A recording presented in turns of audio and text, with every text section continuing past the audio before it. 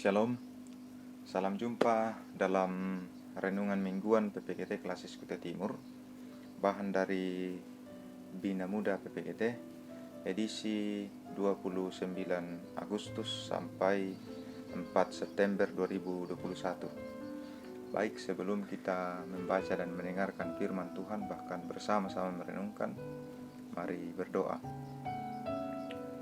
Kami bersyukur kepadamu Tuhan, atas kasih-Mu, atas penyertaan-Mu, pertolongan-Mu yang senantiasa berlaku bagi kami hingga saat ini. Saat ini Tuhan, kami akan membaca, mendengarkan, dan merenungkan firman-Mu yang kami percaya akan menjadi petunjuk hidup bagi kami pemuda-pemudi-Mu untuk menghidupi kehidupan yang Tuhan masih anugerahkan bagi kami masing-masing. Berfirman-Lah ya Tuhan, karena kami telah siap mendengar. Di dalam Kristus kami datang kepadamu. Amin.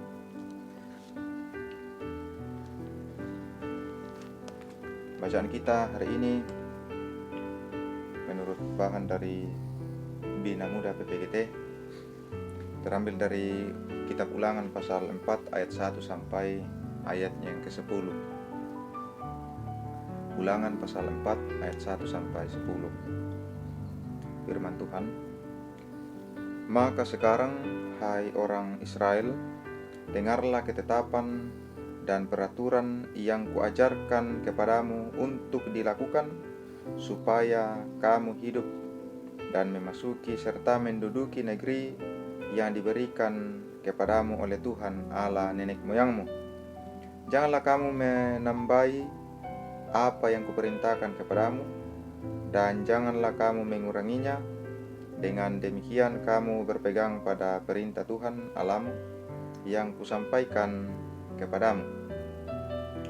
Matamu sendiri telah melihat apa yang diperbuat Tuhan mengenai Baal Peor, sebab Tuhan Allahmu telah memunahkan dari tengah-tengahmu semua orang yang mengikuti Baal Peor, sedangkan kamu sekalian yang berpaut pada Tuhan Allahmu masih hidup pada hari ini. Ingatlah, aku telah mengajarkan ketetapan dan peraturan kepadamu, seperti yang diperintahkan kepadaku oleh Tuhan Allahku, supaya kamu melakukan yang demikian di dalam negeri yang akan kamu masuki untuk mendudukinya. Lakukanlah itu dengan setia, sebab itulah yang akan menjadi kebijaksanaanmu dan akal budimu di mata bangsa-bangsa yang pada waktu mendengar segala ketetapan ini akan berkata, memang bangsa yang besar ini adalah umat yang bijaksana dan berakal budi. Sebab bangsa besar manakah yang mempunyai Allah yang demikian dekat dengannya seperti Tuhan Allah kita setiap kali kita memanggil kepadanya? Dan bangsa besar manakah yang mempunyai ketetapan dan peraturan demikian adil seperti seluruh hukum ini yang kubentangkan kepadamu pada hari ini? Tetapi waspadalah dan berhati-hatilah, supaya jangan engkau melupakan hal-hal yang dilihat oleh matamu sendiri itu, dan supaya jangan semuanya itu hilang dari ingatanmu seumur hidupmu. Beritahukanlah kepada anak-anakmu dan kepada cucu cicitmu semuanya itu, yakni hari itu ketika engkau berdiri di hadapan Tuhan Allahmu di Horeb, waktu Tuhan berfirman kepadaku, suruhlah bangsa itu berkumpul kepadaku, maka aku akan memberi mereka mendengar segala perkataanku, sehingga mereka takut padaku selama mereka hidup di muka bumi, dan mengajarkan demikian kepada anak-anak mereka. Amin. Saudara yang dikasihi Tuhan, ada penggalan lirik sebuah lagu yang kira-kira seperti ini. Melupakanmu adalah tersulit bagiku, karena kau terukir dalam di hatiku. Dan seterusnya. Nanti saudara-saudara yang cari sendiri, karena saya juga kurang hafal lagunya. Tema kita saat ini yaitu nafas orang percaya adalah mengingat. Nafas orang percaya adalah mengingat. Pembacaan kita dari Ulangan pasal 4 ayat 1 sampai 10 mengisahkan tentang Musa yang kembali menasihati bangsa Israel untuk tetap taat dan setia kepada ketetapan-ketetapan Allah. Musa menasihati bangsa Israel untuk tetap taat melakukan ketetapan Allah, agar mereka senantiasa mengalami dan menikmati, merasakan berkat keselamatan yang Tuhan anugerahkan. Dari keseluruhan pembacaan kita, mulai dari ayatnya yang pertama sampai ayatnya yang ke-10, ada 3 hal yang Musa mau sampaikan kepada bangsa Israel, atau ada 3 hal yang Musa sampaikan kepada bangsa Israel. Ya, secara garis besar dari pembacaan kita. Yang pertama yaitu Musa menasihati bangsa Israel untuk tetap mengingat ketetapan dan aturan Allah yang telah mereka dengar, agar mereka tidak menambah dan mengurangi aturan dan perintah Allah itu. Kemudian yang kedua yaitu Musa menasihati bangsa Israel untuk melakukan perintah dan aturan Allah itu, agar mereka tetap ada dalam lindungan dan kasih Allah, seperti dalam pembacaan kita di ayat yang ketiga dan keempat.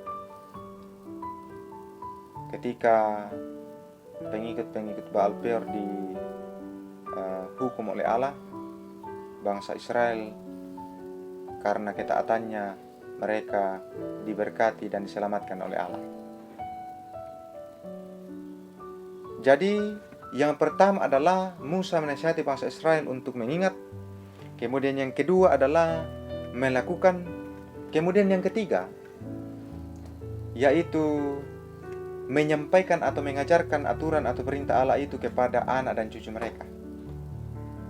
Jadi dari 3 hal ini menarik untuk kita renungkan bahwa mengapa Musa mau menghimbau bangsa Israel atau menasihati bangsa Israel untuk mengingat,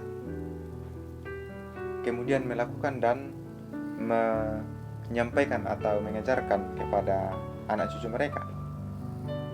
Jadi di sini sebenarnya menitik beratkan bahwa mengingat itu adalah sesuatu yang sangat mendasar untuk segala sesuatu. Sesuatu yang sangat mendasar untuk melakukan segala sesuatu.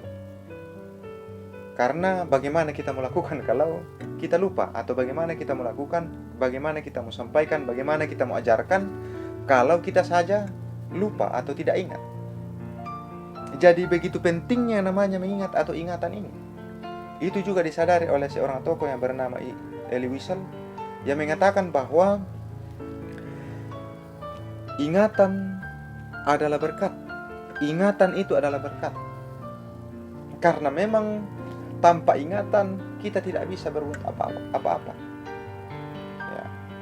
Mungkin kita pernah menonton sinetron, film, atau YouTube yang mengisahkan tentang orang yang lupa ingatan.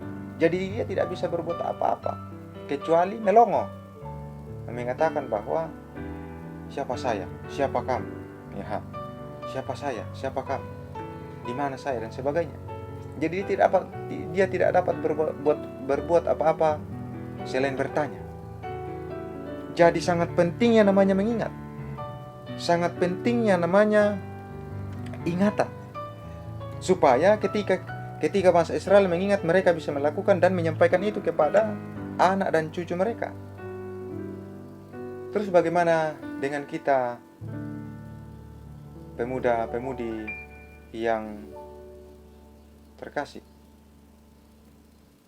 Apakah sampai pada saat ini kita tetap menjaga ingatan kita tentang Allah? Apakah kita tetap menjaga ingatan kita tentang Allah? Atau justru sebaliknya, malah mengingat atau menjaga ingatan atau merawat ingatan tentang kenangan bersama mantan ya. Jangan sampai itu yang penuh dalam memori itu ingatan tentang mantan ya. Jadi yang perlu dominan dalam ingatan kita adalah ingatan tentang Allah, ingatan tentang Allah dan perbuatannya, ingatan tentang Allah dengan firman-Nya, ingatan tentang Allah tentang hukum-hukumnya. Jadi ketika ingatan tentang Allah itu senantiasa kita jaga sebagai pemuda-pemudi, maka dengan penuh percaya diri sebagai anak-anak Tuhan, kita akan melakukan perintah Allah itu dengan sebaik-baiknya, menjadi kebanggaan bagi Tuhan dan menjadi berkat bagi banyak orang. Ya, seperti bangsa Israel dalam pembacaan kita, bahwa bangsa-bangsa lain bangga melihat kebijaksanaan dan akal budi bangsa Israel.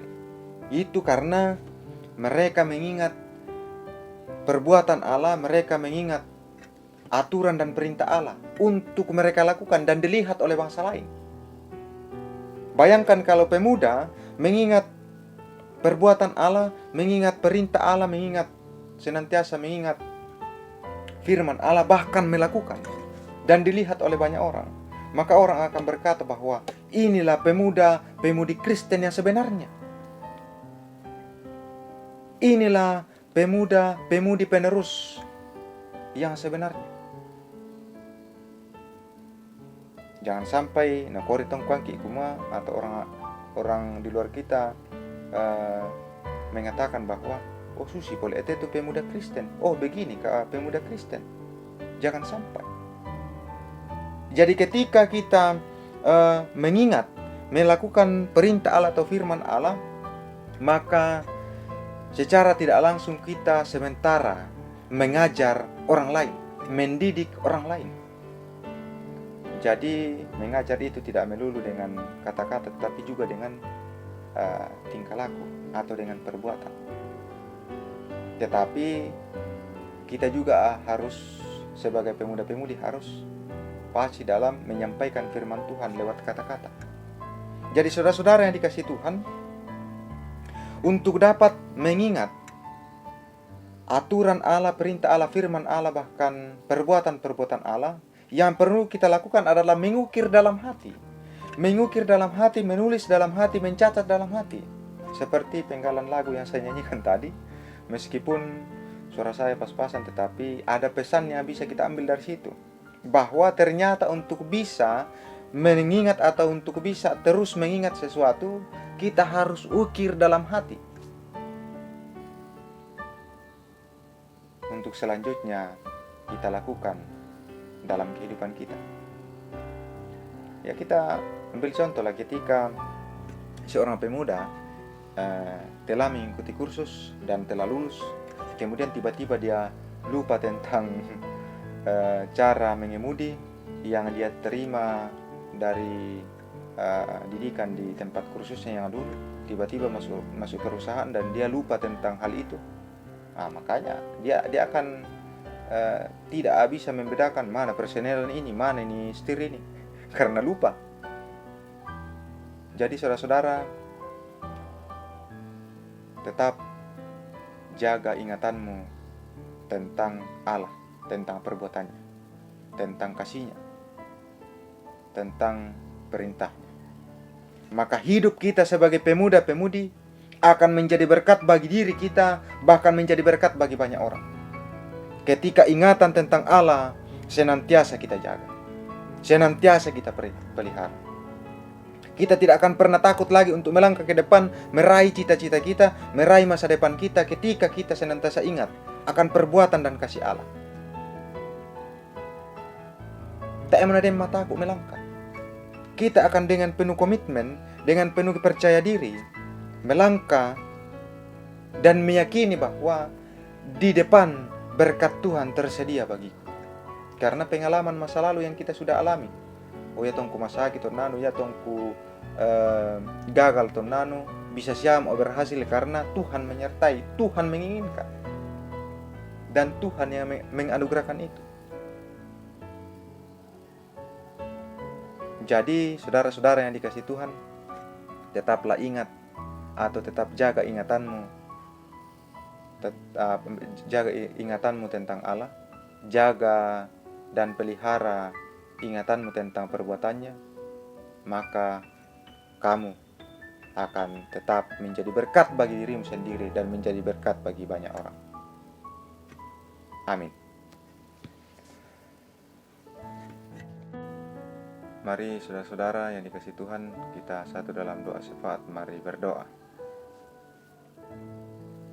Syukur kepadamu Tuhan atas segala kebaikan-Mu bagi kami.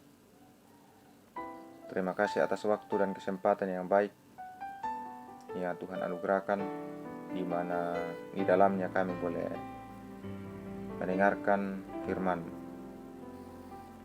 yang kami percaya akan menjadi petunjuk hidup bagi kami.